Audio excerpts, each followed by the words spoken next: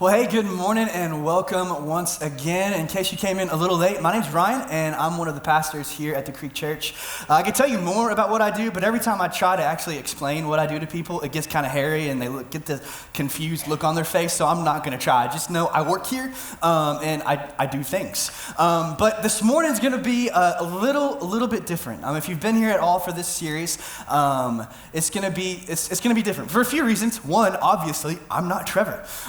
I have the tattoos and the beard to prove it. For two, it's going to be different because this morning, and really as I've been preparing for today, I didn't so much write a sermon or didn't think about it as a sermon or a message or your typical Sunday morning message, as much as it's more about me getting something out of my mind, out of my head, out of my heart, that's kind of been on repeat. Have you ever had an idea that you just can't seem to shake? Like no matter what you do, it just keeps coming back. That's kind of been where I've been at for the past couple of weeks and really the past couple of months. There's been this idea running through my head over and over and over again. And so this morning, I'm just going to try to get it out, and we're going to see what happens. If it helps, think of it like a song. Like we've all heard like a song on the radio, and for whatever reason, you just can't seem to get it out of your head. And it's never an appropriate song, or it's never a song that you're proud to have stuck in your head. And you just end up walking around humming the song or singing the little parts that you happen to remember. And somebody's like, "Oh, I feel like I've heard that. Is that the new Taylor Swift song?" And you're like, "Man card gone." Yes. Like it's kind of like that experience. And so this morning, I want to talk about an idea, and not so much an idea as much as it is a word. And it's a word that we've been spending a lot of time on for the past couple weeks in this series, and it's kind of the whole point of the series. But the reason I want to focus on this word is because words are incredibly important. You know that. And because words are so important, words are hard. You've probably had a conversation with a significant other at some point in your life, and you happen to flub on like one particular word. You said something the wrong way, and what was a casual conversation turned into World War III all of a sudden because you misused just one particular word, or you happen to say it in a certain way, because words are hard, and they're hard because they're important and they matter, and what we say and how we say it can change completely and dramatically depending on who we're saying it to, because people bring baggage with them when it comes to understanding certain words and what they mean. And I'm passionate about words, if you can't tell, and them being used the right way, even though in this sermon I'm probably not going to use some the right way, so show me some grace. But the word that I want us to look at this morning is a word that's basically been the point of the whole series, and it's this right here: church. Church. I want us to talk about this word, because this word, in my opinion, it means a lot of different things to a lot of different people. Even in this room, when we hear the word church, we all have different thoughts pop into our head. And for good reason. We all have different experiences and different stories. So you bring that to bear. People inside the church who consider themselves a part of the church, we all have different ideas. And people outside of the church, maybe you're even here this morning and somebody invited you and you don't consider yourself a Jesus follower. You hear the word church and you have your own thoughts and your own ideas about what this means and what this looks like.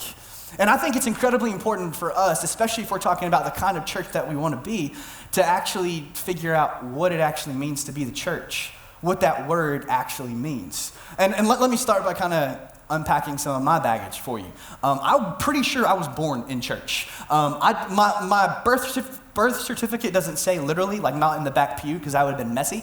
But like I feel like I was. From the moment I was old enough, I was in church. My family took me. We were there all the time. Anytime the doors were open, we were there. Mulching Monday, we were there. Sunday morning service, we were there. Sunday school before Sunday morning service, there. Sunday night church, there. Wednesday night church, there. We're going to paint the bathrooms, we're there. They wouldn't let me paint because I was a kid, but I had to watch my mom paint. We were there for everything.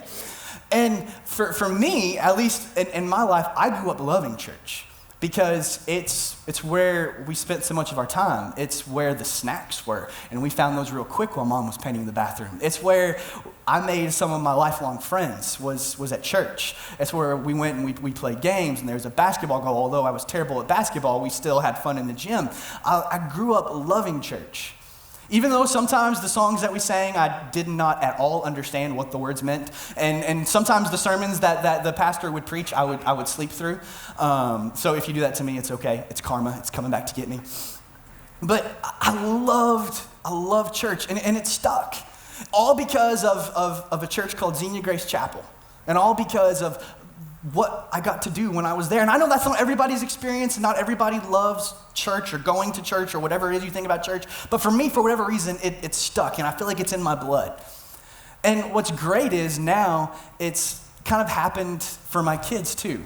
Like now I get to bring my kids to a place and they love coming here. And I love that they love coming here.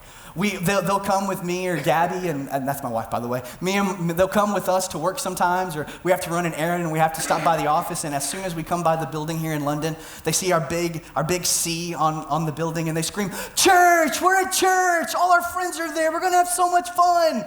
They're very disappointed when they walk in and realize the friends aren't here. It's just mom and dad and you all. So we bribe them with goldfish, and that makes them quiet. But I love that they love church. Just a couple of weeks ago, Gabby took them to the Williamsburg campus. And when they pulled up, they saw, a very different building because it's at the mall there, and they saw the Creek logo on the mall, and they said, it's a different building, but it has the same tattoos. Must be awesome. They're my kids. But I love that they're growing up with a love for church. And I hope that stays, and I hope that remains true for them. But I also hope that they learn early something that I've been reminded of, and something that I've been learning in a very different way over the past few weeks and the past few months. And it's that this is not church. What we do on Sunday is not church. Coming and sitting on a nice, comfortable chair and listening to somebody preach isn't church. Singing songs together isn't church. Coming together on Sunday nights, that's not church. Wednesday nights isn't church. Mulching Monday isn't church. Jesus didn't die for that. That's not what church is. And I hope that they learn that church is so much more than just a building, and it's so much more than something that we go to. See, Jesus, the church, this whole thing, it was Jesus' idea. He's the one who came up with it. And the first time we really run across it is when he's talking to one of his disciples named Peter. And Jesus has just asked a big question, "Hey, who do people say that I am?" And Peter chimes in, and he's like, "I know who you are. You're the Christ, the Son of the living God. You're the hero. You're the hope of the world. You're God in flesh." And Jesus looks at Peter, and he says this, "I tell you that you are Peter. And on this rock, on this truth, on what you just said, the basis of that fact, I will build my," what's this word? Church. "And the gates of Hades will not overcome it." Now, I'm going to nerd out on you, okay? Because this word is not what Jesus actually said. Jesus never said church. Jesus actually came to do away with what most of us tend to think of when we think of church. See, what Jesus said was a Greek word, and you may not care, but act like it for a minute. What Jesus said was this word right here, ecclesia. Jesus said, "I'm coming to build my ecclesia." And that doesn't mean anything because you're not Greek, and that's fine. I'm going to explain what he meant. Ecclesia, it meant a group of people that were called out from everyone else.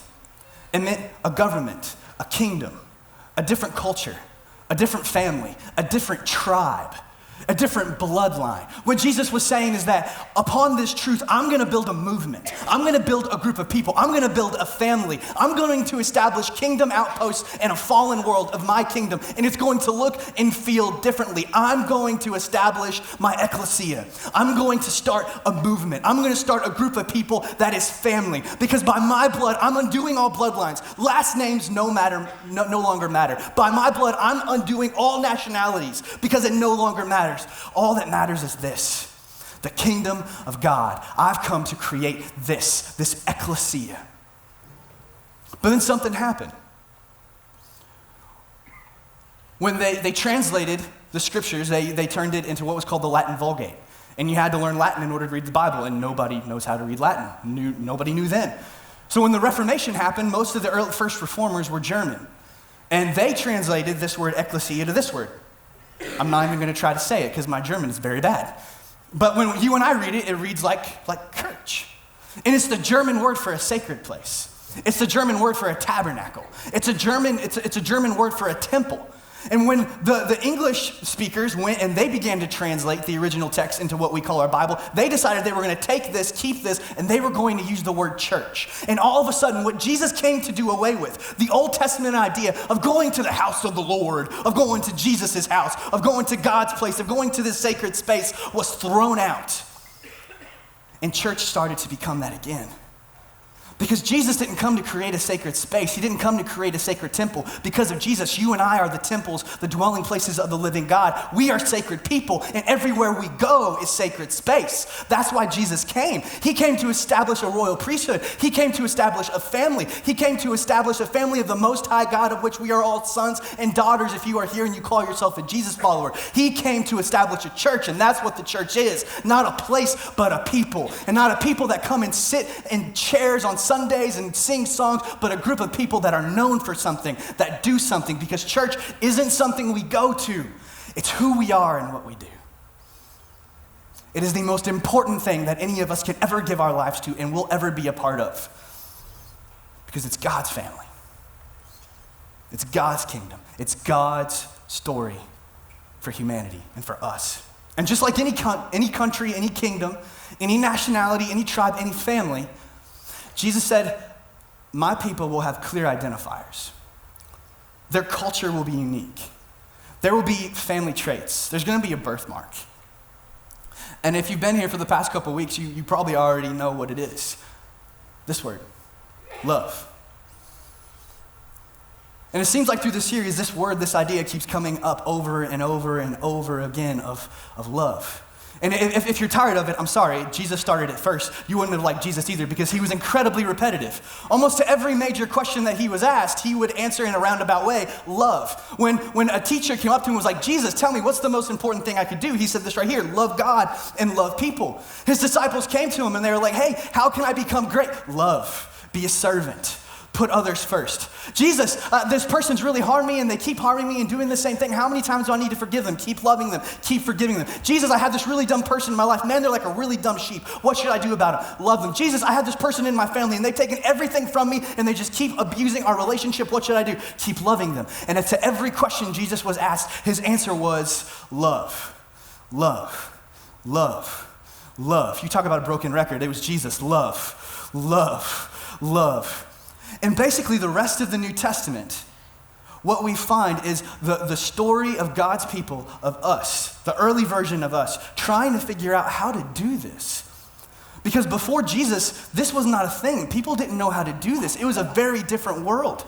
And that's what we find in the epistles, the letters that are in the New Testament. We find the early apostles and disciples helping the church figure out how to love God and how to love people. And so through this series, we've looked at the stories of the church at Antioch, at Corinth, at Thessalonica, at Ephesus. And this morning, we're going to look at the story of one of my favorite churches, one of my favorite local bodies, one of my favorite kingdom outposts. And it's the Christians, the Jesus followers at the city of Philippi. Philippi was a Greek city. And at the time that Paul wrote this letter, things were changing. They were changing significantly in the world. Paul was the type A entrepreneur who planted churches all across the world. He was a world traveler. He would have made for an excellent CEO. He was that kind of guy.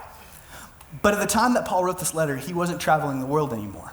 Most historians, well, we know he was imprisoned. Most historians believe that he was imprisoned by Nero, the Caesar of Rome. And that shortly after writing this letter, about 2 or so years, Paul would be killed for his faith. In 62 AD, right around the time that this letter was written, persecution of the church became legalized. And not only legalized, but governmentally incentivized.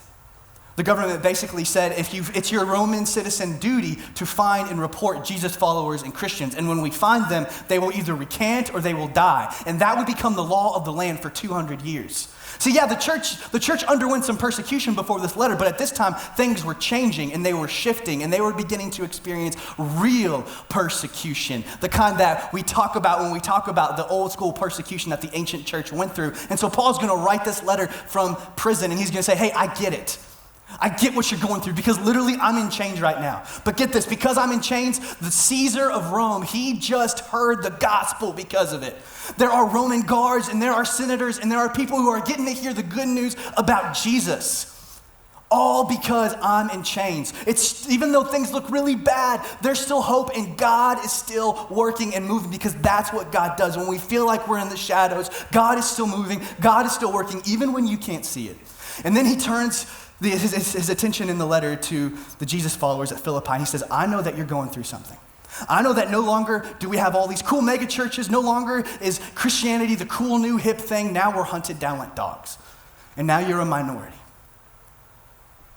And he says this, whatever happens, conduct yourselves in a manner worthy of the gospel of Christ. When they come for you, when they threaten you, when they make fun of you, when things get difficult, remember who you are and remember whose you are and remember you are a representative of the living God to the people around you. Remember that you are a representative of the ecclesia. You are the representative of this community, of this family, and of this kingdom. So represent us well.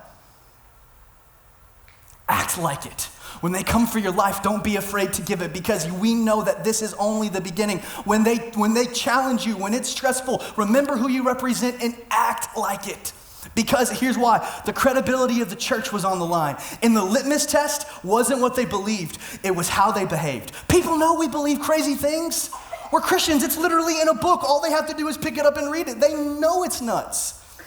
They're not deciding whether or not they agree with it based on what's in the book, based on what we say we believe or our doctrine statements. They're deciding what they think about God in the church based on how we behave and based on if we behave the way that Jesus said we actually would. And Paul's saying those are the stakes. The people who are hunting you down and killing you, their minds just might change if you act like you believe this. The people who have these bad ideas about the church, they're not leaving because of what we believe. They always knew it. They're leaving because of the way the church has behaved. And so then Paul's going to go on and he's going to help them understand how love looks in their context, how to behave. And it's one of the best known passages that Paul ever wrote. If you have a Bible or you're following along or you want to, it's going to be in Philippians chapter 2. And he starts it like this. Therefore, in light of all the things going on, everything that I've just said, if you have any encouragement from being united with Christ, if any comfort from his love, if any common sharing in the Spirit, if any tenderness and compassion. And basically, what Paul is saying here is, hey, if you are a Jesus follower, if you've been saved, if you've been born again, if you consider yourself a part of the ecclesia, if you consider yourself a part of the church, you've been blessed because of God. You've been made new because of God. It may not feel like it today. I get that. It could also be indigestion. You may not be all in your feels in terms of Jesus right now, but if you know you've been blessed, if you know that God has saved you and changed you, and you consider yourself a part of the church, I need you to listen up. Make my joy complete by being like-minded, having the same love, being one in spirit and of one mind. And this is so Sunday school. This is so Kids Creek. This is so simple, right? Like basically Paul is saying, be nice, kids. Like play nice together. He's echoing the prayer of Jesus when Jesus said, help them to be unified. Because people are going to know that they are my people based on their unity and their love for one another. And so Paul is saying, hey, get along. Stop fighting. It's like a dad yelling at his kid, stop that. Be of the same mind. Agree with one another. Hold together on the important things. And yeah, you're going to have disagreements. You're human. You're probably right, but forgive the other person anyway. Having the same love. And love isn't about like. Love is a choice to prefer somebody else's good to your own. It's not dependent on chemistry. It's not dependent on their body odor. It's not dependent on their sense of humor. It's not dependent on how they look. It's not dependent on if you like them, on if they're your boss, your employee, they did something terrible to you. Love anyways. And that is a choice of action, not a feeling. Love, being one in spirit and of one mind. And then he goes on, do nothing. Do nothing out of selfish ambition or vain conceit. Rather, in humility, value others above yourselves. And it's at this point that his audience is finally like, oh, okay, this isn't Sunday school anymore. Because he used a word, this word, humility. Because up to this point in history, humility was not a virtue. It wasn't something to be championed or admired. The Greeks believed that humility, it was a stance for slaves, for people that were owned. Humility meant that you were weak. Humility meant that you couldn't win. Up until this point, you were great, you knew it, and you made sure everybody else knew it. That was the goal in life, was to be great and make sure everybody else knows it. To wear the chip on your shoulder and don't try to dust it off, just keep it there so everybody knows how much is on your shoulders. And Paul comes in and is like, no, not you. Your point is to be humble. And humble doesn't mean weak. Humble doesn't mean less than. Humble means that you have the strength to put somebody else first. Humble means that you think of yourself less and you think of others more. Not that you think less of yourself, but you're more concerned with somebody else. And he goes on and he clarifies what he means, not looking to your own interests, but each of you to the interests of the others. In other words, we are our brothers and sisters' keepers. It's our business as the church, as the family of God, to be in each other's business. And you can't do that in a dark room in a row. It's our job to know each other, to know names, to know people, to be involved in each other's lives, and then to put someone else's good and welfare before my own. And up until this point, this is all like soft, and this is milk, and this is easy teaching. This isn't difficult stuff for us to hear, really difficult for us to do because we don't do it. So then Paul decides to drop the hammer. And he says, in your relationships with one another, have the same mindset as Christ Jesus. And I love this because basically what he's saying is, hey, you remember when you were kids and used to play pretend? You played war and you act like you were a soldier or a policeman or a doctor or maybe even the president. You remember that? Basically, when little kids play pretend, they're practicing for life. And it's like he's saying, I want you to go back to that, and I want you to pretend like you're Jesus. And when you face obstacles and you face things and you face people and they're annoying and you face stupid people and you face stupid situations and trials and temptations, ask yourself, all right, I'm Jesus today, so what am I going to do? Throw back to the 90s. What would Jesus do? Put the bracelet on if you need to. But literally, today, you get to play the game of, today I am Jesus. And I'm going to pretend to be Jesus. So in every moment that I can, what would Jesus do? Because that's the game I'm playing. I'm pretending to be like Jesus. Oh, if we did that, that would be a fun game. All right, and then he goes on. Who being in very nature God, did not consider equality with God something to be used to his own advantage. Basically, Jesus, most humble person that Paul could point to. Jesus who was God, omniscient, omnipotent, all places, all-knowing. His hands, his mouth, his words literally spoke the cosmos into existence. He holds all things in the palm of his hands. He knows all things, orchestrates all things. That God, holy, righteous, just, unchanging. He's the same yesterday, today, and forever, Alpha and Omega. That God. If there was ever anybody who had the right to say, you know what, I'm just going to sit here and let y'all do everything, you just clean that up over there, I'm God. You just do that. I don't have time for this, I'm God, I'm holding the whole cosmos together, you guys do your thing.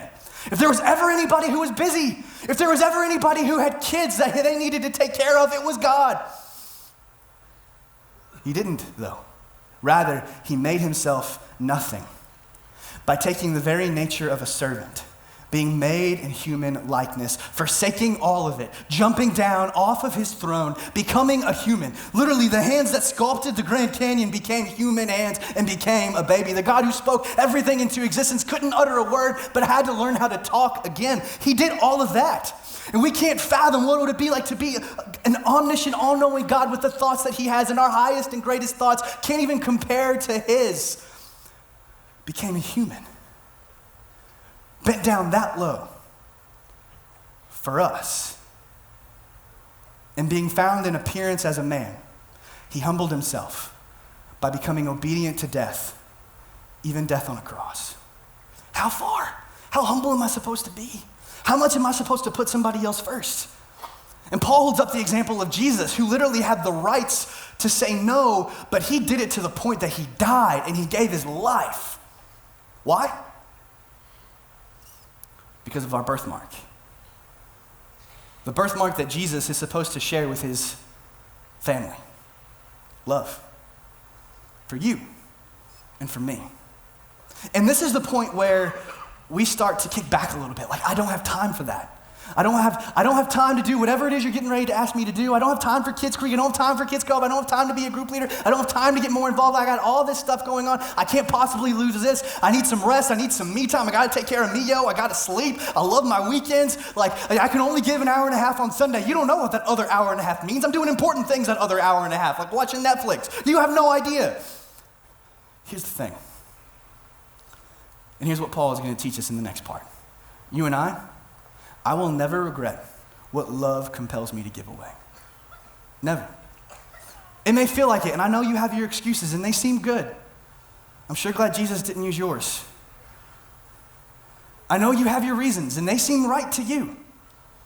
But something happened when Jesus jumped down out of heaven, got off of his throne, and became a man. Something happened with the hands, when the hands that sculpted creation willingly gave themselves up on the cross for you and me. Something happened with the mouth that spoke the cosmos into existence, spoke life and grace and mercy to people. Something happened. He jumped down, he lived, he died, and then he rose. And the thing is, when he rose and when he came back from the grave, he didn't come back by himself. He didn't come back alone, but he brought us along with him. Because he rose, we rose. Because he came to blessing, we came to blessing. Because he came to life, we came to life. Because he came to eternity, we came to eternity. He had to come and he had to die so that life could come back. Paul says it like this: therefore, God exalted him to the highest place and gave him the name that is above every name, that at the name of Jesus, every knee should bow in heaven and on earth and under the earth, and every tongue acknowledge that Jesus Christ is Lord, to the glory of God the Father. See, I will never regret what love compels me to give away, because what Jesus teaches us is what I lose, I gain. What I think I'm giving up, I gain back tenfold. What I think I'm losing, God multiplies and he gives it back. The time that I'm losing, guess what? There's something called eternity, and it kind of lasts forever. We have an endless amount of time. We have access to God. We have an endless amount of energy. And yeah, you know what? It might kill us, but that's the point. Is that we believe what we believe enough to give it all just like Jesus for the sake of somebody else. Because when Jesus didn't, he came back up, we got blessing, and you got blessing, and you got blessing, and we got life, and we got forgiveness, and we got grace, because Jesus was willing to get up off of his throne and come down. See, in my experience, I have my excuses too, trust me. Job, office hours, a wife, family drama, medical things with parents, kids, I have all of that. And it's so tempting for me to say no to things that I can say no to. Because yeah, there are some things that are a part of my job here, but there are also some things that I get to volunteer to do, and I could say no to those things. But what I've experienced is every time I get off my throne, and I sacrifice some me time, and I sacrifice just what I call veg time to chill and do nothing, I never come back to my throne alone. I always come back with somebody else. I always come back with the person that I gave up time to be with, and I get to carry them along with me. And that's what happens when we choose to serve, when we choose to put somebody first, when we humble ourselves. We never go back alone, but instead we get to bring other people with us to the feet of Jesus. When you sign up to help in Kids Cove and Kids Creek, when you give some of your time and your life to teenagers, when you do that with adults and you decide to get into a group or be a group leader, when we put other people first and we decide that church is so much more than just coming on a Sunday, and we buy into what Jesus died to give us, we gain so much more in return. Because Jesus never died for this. He died for us to be a family. Jesus never died for this. He died for us to be an ecclesia. He died for us to be like the kingdom of God. And it's about time that we started acting like it, and that we dropped our excuses, because Christianity isn't about what we want, but the life that God came to give us. And sometimes that hurts, and sometimes that takes sacrifice. But what we sacrifice, we gain back. And the people we get to take along with us. I know you got kids. I know you have a family, and I know you have obligations, but what better example to set for your children? What better example to set for the people around you than sacrificing a piece of you for somebody else? I don't know what that looks like for you. Maybe it is taking the card in the back of the seat in front of you and signing up for something. Maybe it's going to thecreekchurch.com/serve and signing up to be a part of one of those teams. Maybe it's that. Maybe it's the way that you've been acting at work or towards your boss or towards other people or within your family. I don't know what that looks like. Maybe it's starting to actually be a good neighbor and getting to know the people that live next to you and getting to know their names and doing things with them and serving them and preferring them and loving them. And I don't know what your excuses are, and I don't know where this falls for you. But Jesus didn't come just so we could be good people like everybody else. He came so we could be God's people. And that looks differently. He didn't come for us to do good things. He came for us to do God's things. And that looks differently. And when we begin to act like it, that's when our families, that's when our lives, that's where the places we work and we go to school and we live, that's when they begin to change. So let's be that church. The church that drops the excuses and realizes this is not church. This is, you are. and we've got to act like it. Let me pray for us. God, thank you so much that you didn't do what you did so that we could have this. It's so much better than that. That God, you invited us into your story, the true story of redemption and of your family and of your people and of you redeeming all things. And now, God, you offer us the chance to be a part of that, to be a part of your family. So God, I don't know what our excuses are and I don't know what steps we need to take, but God, I pray in these next few moments as we sing this song, would you help us become keenly aware of the things that we're holding on to, the excuses that we have for not actually being the church. God, convict us of those things and remove them for those of us who are here and call ourselves Jesus followers, and help us to actually be the thing that we claim to follow, to be the one that we claim to follow. And as we do, would you do what only you can do through your Spirit?